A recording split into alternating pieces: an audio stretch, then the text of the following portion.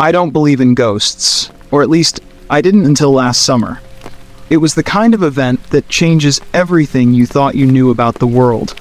The kind of story people hear and dismiss as just another urban legend. But this was real. It all started when I moved into a small, secluded house on the outskirts of town. Green Hollow Road was known for its thick, overgrown trees, the kind that block out the sunlight even on the brightest days. The house itself sat at the end of the road, isolated and forgotten, much like the life I was trying to escape. I had just gone through a rough breakup and lost my job within the same month. The city had become suffocating, every corner a reminder of how things had fallen apart. When I saw the listing for this old house, dirt cheap for rent, it felt like a sign. A fresh start, away from everything and everyone. The first time I saw the house, I couldn't shake the feeling that it was hiding something. It was an old Victorian-style place, with peeling white paint, sagging roof, and ivy that seemed to cling to it like it was trying to pull the house back into the earth. There was something off, but I convinced myself it was just my imagination. I was desperate to leave my old life behind, and this house seemed perfect for that. The landlord, Mr. Harris, was an odd fellow. He barely spoke during the tour, just shuffled around, showing me the rooms in silence. His eyes never met mine, and there was this peculiar smell in the house, like something damp and old, buried deep in the walls. When I asked him about the last tenant, he got real quiet, cleared his throat, and muttered something about the house being empty for a long time. I should have seen that as a red flag, but I didn't. I was eager to move in. The first few days were quiet, peaceful even. The kind of quiet that feels like a breath of fresh air when you've lived in the city for too long. I spent my mornings drinking coffee on the porch, staring out at the woods that surrounded the house. It felt like I was in my own little world, cut off from the chaos of life. But that peace didn't last. It started small. The first thing I noticed was the tapping. At night, when everything was still, I'd hear this faint tap, tap, tap coming from the walls. I tried to ignore it at first, telling myself it was just the house settling or maybe some animals outside. But as the nights went on, the tapping became more insistent. It moved from room to room, like something or someone was walking inside the walls, trying to get out. I would lie in bed, staring at the ceiling, listening to that tapping, my heart pounding in my chest. I convinced myself I was being paranoid, that it was all in my head. But then, things started moving. At first, it was little things. A cup that I swore I left on the counter would be on the floor in the morning. Doors that I'd closed would be slightly ajar. Again, I blamed it on the house. Old houses creak, right? Maybe the wind was pushing things around. But it didn't stop there. One night, I was sitting on the couch reading when I felt it. A cold draft brushed past me like someone had just walked by. I froze, my eyes scanning the room, but there was no one there. The windows were closed, and the air outside was still. My heart raced, and for the first time, I felt genuinely uneasy. Something was wrong with this house.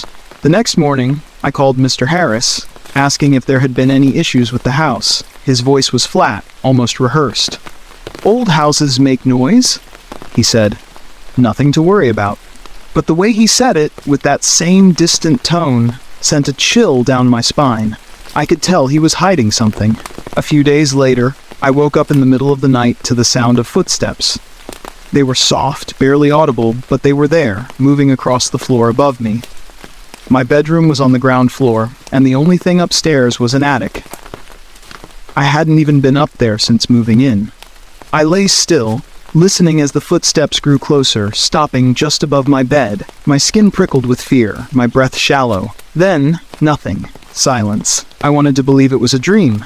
But when I woke up the next morning, the attic door was open. I hadn't touched it since moving in. I stood there, staring at it, my pulse racing. Something was in this house, something I couldn't explain. That afternoon, I decided to go up to the attic.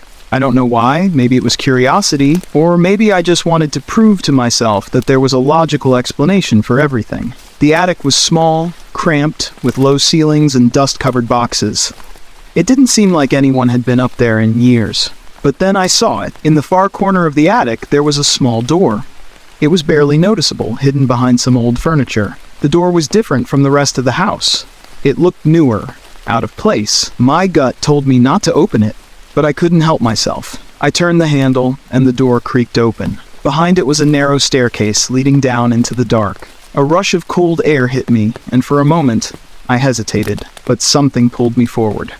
I grabbed a flashlight and started down the stairs, my heart pounding in my ears. The stairs seemed to go on forever, twisting and turning deeper into the earth. By the time I reached the bottom, I realized I was far beneath the house. The air was damp, and the smell of mold was overwhelming. I shone the flashlight around and saw that I was standing in a small, stone room. In the center of the room was an old wooden chest, covered in dust and cobwebs. I don't know why I opened it. Maybe I thought I'd find something that explained everything. The noises, the footsteps, the strange feeling that had been creeping over me since I moved in. But what I found was worse than anything I could have imagined. Inside the chest were old photographs.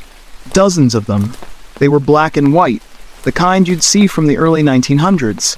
Each photo showed different people all standing in front of the house, but there was something wrong with them. Their faces were blurred, twisted in ways that didn't make sense, like the photographs had been warped by time. Some of the faces looked like they were screaming, their mouths open wide, eyes hollow. But that wasn't the worst part. As I flipped through the photos, my heart stopped. The last photo was of me. I was standing in front of the house, just like the others, my face twisted and blurred. I dropped the photo and stumbled back, my mind racing. How was that possible?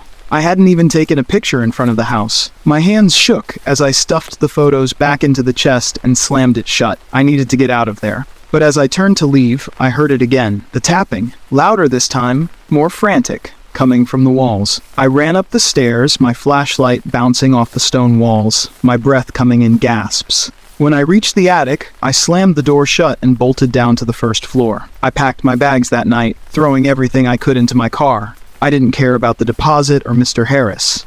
I just needed to leave. As I drove away from Green Hollow Road, I glanced in the rearview mirror, and for a split second, I saw something standing in the window of the house. It was me. I never went back to that house, and I never told anyone what happened. I tried to forget, but every now and then, I dream about it. I hear the tapping. I see the blurred faces in the photographs. And sometimes, when I look in the mirror, I swear I see my own face, twisted and blurred, staring back at me. After I left Green Hollow Road, I tried to return to a normal life. I moved to a small apartment in the city, far from the isolation of that cursed house. For a few weeks, it seemed like I had escaped whatever darkness lurked in that place. But deep down, I knew I wasn't free. It started with the dreams. Every night, I would find myself back in that house, standing in front of the small door in the attic. The tapping would echo through the walls, growing louder, more insistent, until it felt like the whole house was vibrating. I'd wake up drenched in sweat, my heart pounding, my mind racing.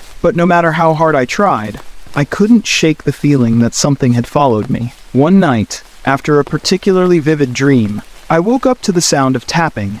I sat up in bed, my breath caught in my throat, straining to listen. It was faint, barely noticeable, but it was there, coming from the walls of my apartment. I told myself it wasn't possible. I had left the house. I had left it behind. But the tapping didn't stop. Every night it grew louder. Sometimes I would hear soft whispers along with it, like someone was just outside my door, their voice muffled but urgent. I started sleeping with the lights on, but even that didn't help. Whatever had attached itself to me wasn't going to let go. One evening, after another sleepless night, I decided to look through the photographs I had taken before I moved into Green Hollow Road. I needed some kind of explanation, something that would make sense of the nightmare I was living. As I scrolled through the pictures on my phone, my blood ran cold. There it was, a photo of the house. It had been taken the day I moved in. But what made my skin crawl wasn't the house. It was what was standing in the window. It was a figure, blurry and dark, barely noticeable if you weren't looking for it. But it was there, staring directly at the camera, directly at me. I felt sick. The figure looked exactly like the one I had seen in the rearview mirror the night I left. My first thought was to delete the photo, to erase any trace of that place from my life. But before I could, my phone screen went black. The battery had died. I plugged it in, but as the phone rebooted, the screen flickered and a message appeared. "You can't leave." I dropped the phone, my pulse racing. I hadn't typed that. I hadn't touched the screen at all. My mind raced, trying to come up with an explanation. Maybe it was a glitch? Or maybe I was just losing it, but deep down I knew the truth. The house wasn't done with me. In a panic, I did the only thing I could think of. I contacted Mr. Harris.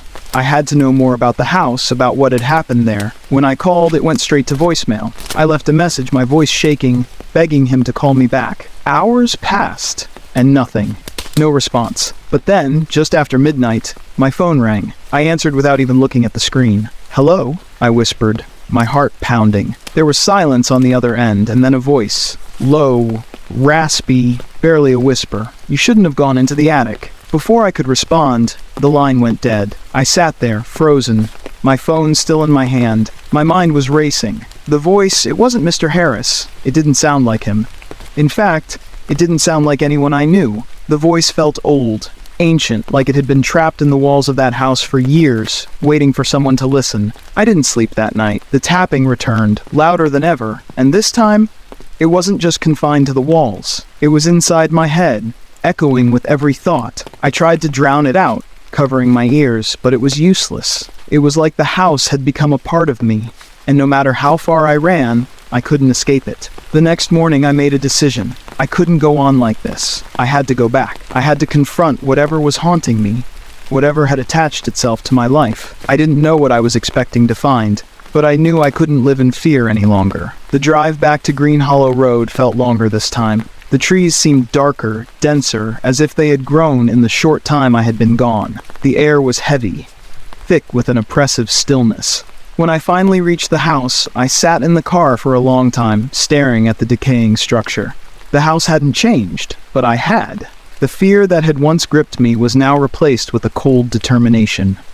I wasn't leaving until I understood what had happened to me. I stepped out of the car and walked up to the front door. My hand hesitated on the doorknob for a moment before I pushed it open. The familiar smell of damp wood and decay hit me like a wave, but I forced myself inside. The house was silent, but I knew it was watching me. I could feel its presence like a weight pressing down on my chest. I made my way up to the attic, the stairs creaking beneath my feet. The door to the small room was still there, exactly as I had left it. I opened the door and descended the stairs once more, my flashlight cutting through the darkness. The chest was still there, untouched, as if it had been waiting for me. This time, I didn't hesitate. I opened the chest and pulled out the photographs, flipping through them one by one. The faces were the same, twisted, blurred, distorted beyond recognition. But when I got to the last photo, the one of me, something was different. The face wasn't blurred anymore. It was clear, and it wasn't me. It was Mr. Harris. My mind reeled. How was that possible? I hadn't seen him since the day I moved in, and yet here he was, staring back at me from the photo, his eyes hollow, his mouth twisted into a silent scream. Before I could process what I was seeing, the tapping started again. Louder this time, more frantic, as if the walls themselves were coming alive. I dropped the photo and stumbled back, my flashlight flickering. The room seemed to close in around me, the air growing colder with each passing second. Then I heard it, a voice, faint at first, but growing louder, more desperate. "You can't leave." I turned and ran, my heart pounding in my chest, my footsteps echoing through the narrow staircase. The walls seemed to shift and move as I raced towards the attic door, the tapping growing louder, more chaotic. I slammed the attic door behind me and bolted down the stairs, my breath coming in ragged gasps. I didn't stop running until I was in my car, the engine roaring to life as I sped away from the house. But as I drove, I glanced in the rearview mirror once more. This time it wasn't my reflection staring back at me. It was Mr. Harris.